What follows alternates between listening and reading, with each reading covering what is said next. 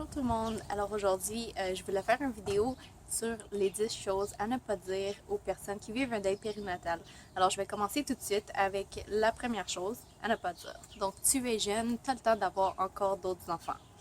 La chose numéro 2, il fallait y penser. Alors quand on tombe enceinte, c'est pas la première chose à laquelle on pense, alors à ne pas dire. La chose numéro 3, c'est pas grave, tu l'as pas connu. Alors je pense que qu'importe qu'on l'ait connu ou non, ça n'a rien à voir. L'attachement, on l'a dès le premier jour où on découvre qu'on est enceinte.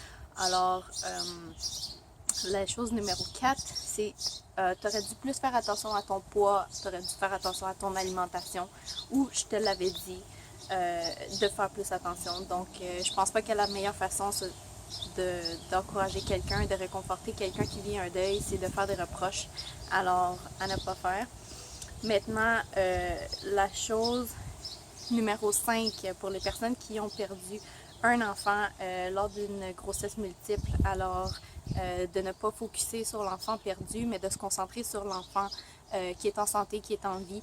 Alors, qu'importe qu'on en ait un, deux ou trois qui soient en vie, un enfant qui est perdu, un enfant qui est décédé, on doit quand même faire son deuil et on ne peut pas juste l'oublier comme ça. Maintenant, la chose numéro 6, il doit y avoir une raison, ça n'arrive pas comme ça. Alors malheureusement, ça n'arrive pas toujours pour une raison. Bien souvent, plus qu'autrement, on n'a pas de raison pourquoi ça arrive. Maintenant, la chose numéro 7, alors de dire « je comprends ce que tu ressens ». Alors à moins que vous soyez quelqu'un qui a déjà vécu une situation semblable ou qui a déjà perdu un enfant, alors non, je pense pas qu'il y a personne qui puisse comprendre comment on se sent quand on perd un enfant. Donc, la chose numéro 8, mieux vaut maintenant que si c'est arrivé à l'âge de 5 ans, à l'âge de 18 ans. Alors, je pense qu'à qu'importe l'âge à laquelle ça arrive, quand on perd quelqu'un, quand on perd un enfant, il n'y a pas d'importance à quel âge que ça arrive. Un deuil, c'est un deuil, une perte, c'est une perte, ça fait toujours mal. La chose numéro 9, est-ce que tu veux avoir d'autres enfants ou est-ce que ça va empêcher le fait d'avoir un autre enfant? Alors, quand on vit le deuil, on n'a pas nécessairement envie de penser tout de suite à un autre enfant. On n'a pas non plus de réponse à tout. Alors, de référer aux enfants dans le futur, je pense pas que ce soit non plus la meilleure technique pour réconforter quelqu'un. Malgré qu'on peut être curieux, peut-être éventuellement, ça sera quelque chose à quoi penser. Mais pour le moment, quand ça vient d'arriver, on n'a pas envie de penser à ça nécessairement. Alors, la chose numéro 10, alors passe à autre chose. Retourne au travail ou remue-toi un peu. Alors oui, éventuellement, je pense qu'on peut passer à autre chose, mais dans les débuts, on a notre deuil à vivre. Ça peut prendre des mois, ça peut prendre des semaines, ça peut prendre des années même. Alors, je pense qu'il faut respecter les gens dans leur processus de deuil et respecter le rythme auquel ils veulent aller.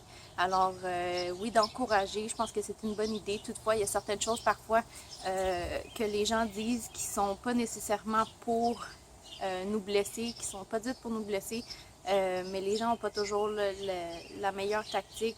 Alors je pense que qu'est-ce qui est meilleur pour aider les gens, pour les supporter dans leur processus de deuil, c'est simplement de leur offrir votre aide, d'offrir une oreille à qui parler, de dire écoute, je sais pas quoi dire présentement, mais si jamais tu as besoin de moi, appelle-moi ou prends contact avec moi, ça va me faire plaisir de te parler, ça me fait plaisir de t'encourager.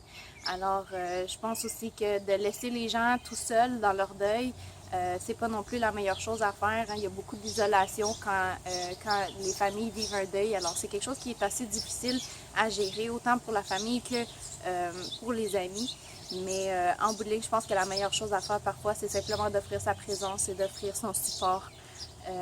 Des fois, le silence vaut 1000 mots. Donc voilà, je sais qu'il y a beaucoup d'autres choses. Je suis certaine que certaines femmes ont déjà entendu qui leur a fait plus de mal que de bien. Ça n'a pas été mon cas, heureusement, mais voilà, vous avez déjà les 10 choses à ne pas dire pour les personnes qui vivent un deuil. Donc, si vous appréciez cette vidéo, vous pouvez le partager, vous pouvez commenter dans la section. Et si jamais vous avez des suggestions de d'autres vidéos que je pourrais faire pour vous, alors laissez-moi savoir. Merci, bonne journée!